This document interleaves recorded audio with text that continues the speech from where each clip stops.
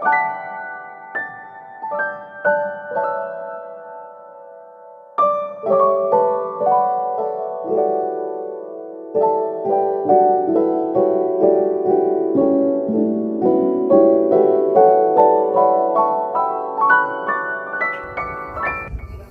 আলাইকুম দর্শক বন্ধুরা, আজকে আমি এসেছি বাংলাদেশের ঐতিহ্যবাহী সেই পানাম নগরী, পানাম সিটিতে, যেখানে ছিল একসময় বড় বড় ব্যবসায়ীদের আনাগোনা। এই শত বছরের, প্রায় 400 বছরের পুরনো ইতিহাস আজকে আমি আপনাদের সামনে তুলে ধরব। কেন এর পতন হয়েছিল, কি কারণে পতন হয়েছিল, এর পুরো ইতিহাস আজকে আমি আপনাদের সামনে তুলে ধরব। তো আশা করি আপনারা সবাই ভিডিওটি দেখবেন এবং কমেন্টে জানাবেন যে আসলে এই ইতিহাস, যে ইতিহাস আজকে আমরা তুলে নিয়ে আসছি, সেই ইতিহাস এবং আপনাদের জানা ইতিহাস আসলে একই ইতিহাস কিনা। যে শহরে একসময় ছিল ধনী ব্যবসায়ীদের বসবাস, জমজমাট বাণিজ্য, বিদেশি বণিকদের আড়াঙ্গরা আর বাংলার সমৃদ্ধ ইতিহাস, কিন্তু আজ চারদিকে শুধু নীরবতা, ভাঙা জানালা, শ্যাওলা ধরা দেয়াল আর শত বছরের পুরানো ভবনগুলো যেন এখনো ইতিহাসের গল্প বলে চলেছে। আজ আমরা ঘুরে দেখব নারায়ণগঞ্জের সোনারগাঁয়ের অবস্থিত ঐতিহাসিক পানাম নগর। জানব এর ইতিহাস, স্থাপত্য, রহস্য, পতনের কারণ এবং বর্তমান অবস্থা। তাহলে চলুন শুরু করা যাক। পানাম নগর অবস্থিত নারায়ণগঞ্জ জেলার সোনারগাঁও উপজেলায়। ঢাকা থেকে এর দূরত্ব প্রায় 30 থেকে 35 কিলোমিটার। ব্যক্তিগত গাড়ি বা মোটরসাইকেলে সাধারণত 1 থেকে 1.5 ঘন্টার মধ্যেই এখানে পৌঁছানো যায়, তবে যানজটের উপর সময় কিছুটা কম বেশি হতে পারে। সোনারগাঁও লোক ও কারুশিল্পে জাদুকরের পাশ দিয়েই শুরু হয়েছে এই ঐতিহাসিক নগরী। প্রবেশের আগে দেখতে পারেন একটি ছোট খাল। একসময় এখানে ছিল বিখ্যাত পানাম পুল, যদিও আজ সেটির আর কোনো অস্তিত্ব নেই। এবার চলুন জেনে নেওয়া যাক এখানে ঘুরতে আসতে আপনার কত খরচ হতে পারে। বর্তমানে বাংলাদেশি দর্শনার্থীদের জন্য পানাম নগরের প্রবেশ টিকিট মাত্র 20 টাকা, মাধ্যমিক পর্যায়ের শিক্ষার্থীদের জন্য 5 টাকা, সার্কভুক্ত দেশের পর্যটকদের জন্য 100 টাকা আর অন্যান্য বিদেশি দর্শনার্থীদের জন্য 200 টাকা প্রবেশ মূল্য নির্ধারণ করা হয়েছে। যদি আপনি ঢাকা থেকে বাসে আসেন তাহলে যাতায়াত ও প্রবেশ টিকিট সহ একজনের মোট 200 থেকে 250 টাকার মধ্যেই হয়ে যেতে পারে। আর যদি নিজের গাড়ি, রাইড শেয়ারিং ব্যবহার করেন তাহলে খরচ কিছুটা বেশি হতে পারে। এখন কথা বলি খোলা ও বন্ধ সময় নিয়ে। সাধারণত রবিবার পানামনগর বন্ধ থাকে, সোমবার অর্ধদিবস খোলা থাকে এবং মঙ্গলবার থেকে শনিবার নিয়মিত দর্শনার্থীদের জন্য উন্মুক্ত থাকে। তবে গ্রীষ্ম ও শীত মৌসুমে খোলার সময় কিছুটা পরিবর্তন হতে পারে, সরকারি ছুটির দিনেও বন্ধ থাকতে পারে।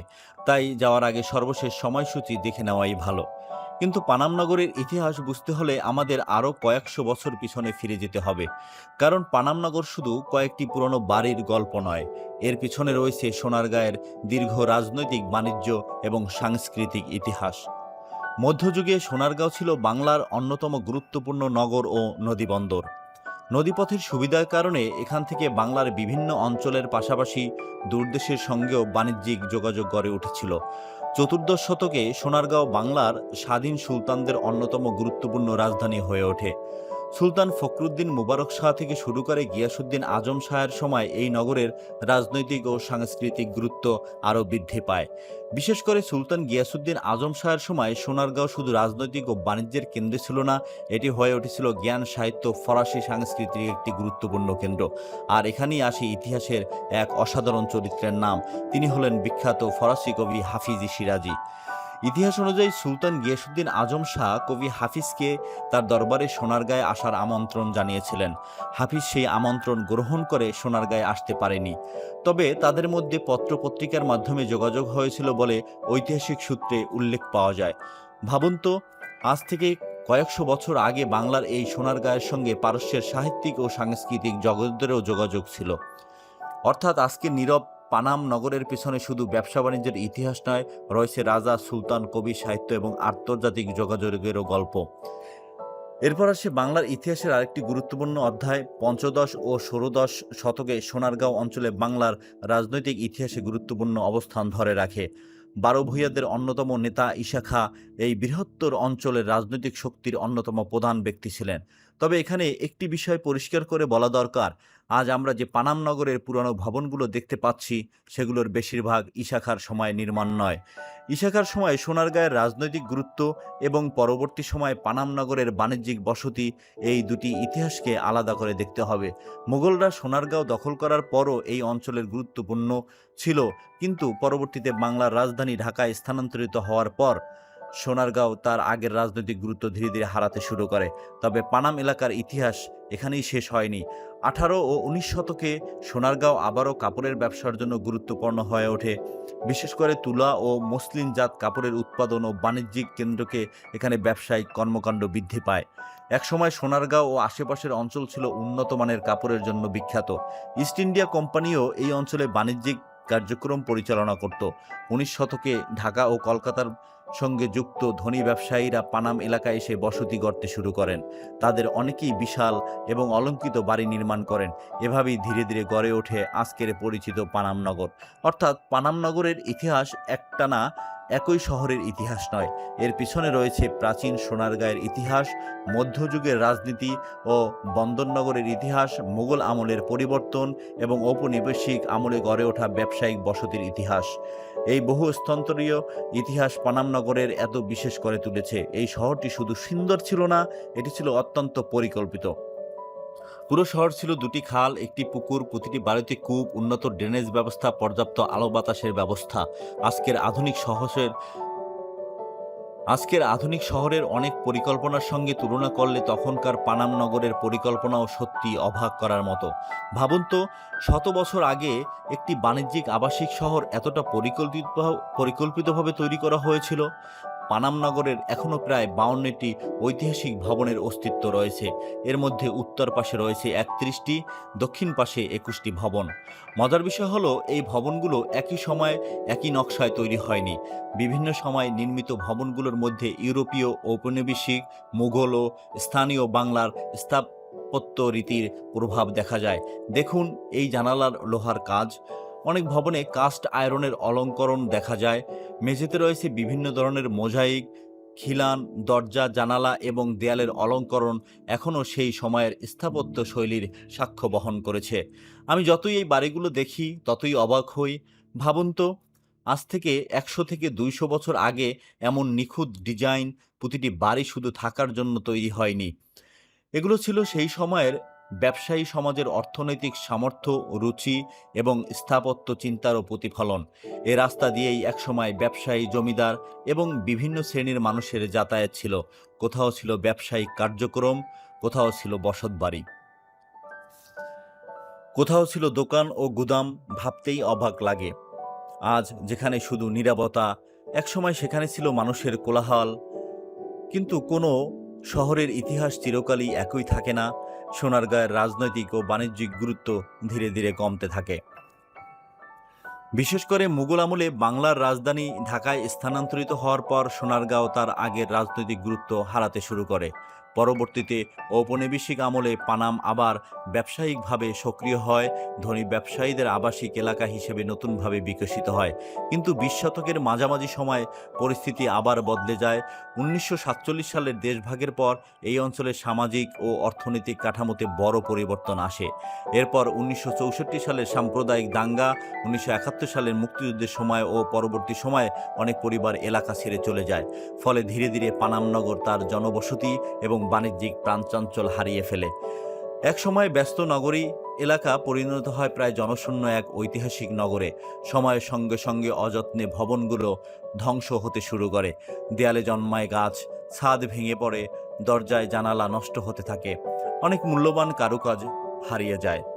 2005 সালে পানাম নগরের দুটি ভবন সম্পূর্ণ ধসে পড়ে। সত্যি বলতে এই জায়গায় দাঁড়ালে একটু কষ্টই লাগে। এত সুন্দর একটি ঐতিহাসিক শহর যদি আরও যত্ন পেত তাহলে হয়তো আজ এটি বিশ্বের অন্যতম পরিচিত ঐতিহাসিক পর্যটনস্থল হতে পারত। তবে আশার বিষয় হলো, পানাম নগরকে সংস্কারের জন্য বাংলাদেশ সরকার এবং প্রত্নতত্ত্ব অধিদপ্তর বিভিন্ন সময় উদ্যোগ নিয়েছে। অনেক ভবন সংস্কার করা হয়েছে, পুকুরঘাট পুনর্নির্মাণ করা হয়েছে, ঐতিহাসিক স্থাপনাগুলোকে সংরক্ষণের বিভিন্ন কাজও করা হয়েছে। তবে সংরক্ষণ করতে গিয়ে একটি বড় চ্যালেঞ্জ থাকে। পুরনো ভবনকে সংস্কার করতে হবে, কিন্তু একই সঙ্গে তার মূল স্থাপত্য ও ঐতিহাসিক বৈশিষ্ট্য ধরে রাখতে হবে। কিছু সংস্কার কাজ নিয়ে বিশেষজ্ঞদের মধ্যে তাই আলোচনা ও সমালোচনাও রয়েছে। তারপরও সংরক্ষণের এই উদ্যোগ ভবিষ্যৎ প্রজন্মের জন্য অত্যন্ত গুরুত্বপূর্ণ। আরও একটি বিষয় পরিষ্কার করে বলা দরকার, অনেকেই পানাম নগরকে ইউনেস্কো ওয়ার্ল্ড হেরিটেজ সাইট বলে উল্লেখ করেন, কিন্তু বর্তমানে Panam Nagar UNESCO world heritage লিস্টে অন্তর্ভুক্ত নয়। বাংলাদেশের ইউনেস্কো ওয়ার্ল্ড হেরিটেজ সাইট হিসেবে রয়েছে বাগেরহাটের ঐতিহাসিক মসজিদ নগরী, পাহাড়পুরের বৌদ্ধবিহার এবং সুন্দরবন। তাই পানাম নগরকে বাংলাদেশের অন্যতম গুরুত্বপূর্ণ ঐতিহাসিক ও প্রত্নতাত্ত্বিক ঐতিহ্য হিসেবে উল্লেখ করাই সঠিক। আজ পুরো পানাম নগর ঘুরে দেখার পর একটা বিষয় বারবার মনে হচ্ছে, ইতিহাস কখনো শুধুই বইয়ের পাতায় থাকে না, ইতিহাস বেঁচে থাকে এমন ভাঙা দেয়ালে, পুরানো জানালায়, নীরবে রাস্তায়। আসসালামু আলাইকুম দর্শকবৃন্দ। তো আপনাদের দেখাচ্ছি আমি যে এই বিল্ডিং কিন্তু আসলে 600 বছরের পুরনো বিল্ডিং। তো 600 বছরের পুরনো বিল্ডিং আসলে কিভাবে এখনো টিকে আছে এবং তাদের চিন্তা ভাবনা, তাদের দর্শন কত স্ট্রং ছিল, আর মানুষের স্মৃতিতে পানাম নগর শুধু একটি পর্যটন কেন্দ্র নয়, এটি আমাদের ইতিহাস, সংস্কৃতি, ব্যবসা, স্থাপত্য এবং ঐতিহ্যের জীবন্ত সাক্ষী। এই শহরের প্রতিটি ভবন যেন আমাদের অতীতের দিকে ফিরে তাকাতে বলে। একসময় যেখানে ছিল মানুষের কোলাহল, ব্যবসার ব্যস্ততা এবং সমৃদ্ধ জীবন, আজ সেখানে দাঁড়িয়ে আছে নীরব ইতিহাস। আমরা যদি এই ধরনের ঐতিহাসিক স্থান সংরক্ষণ না করি, তাহলে ভবিষ্যৎ প্রজন্ম হয়তো শুধু ছবিতেই এগুলো দেখতে পাবে। তাই সুযোগ পেলে একদিন অবশ্যই ঘুরে আসুন পানাম নগরে, নিজের চোখে দেখুন বাংলার হারিয়ে যাওয়া এক স্বর্ণনগরীর গল্প।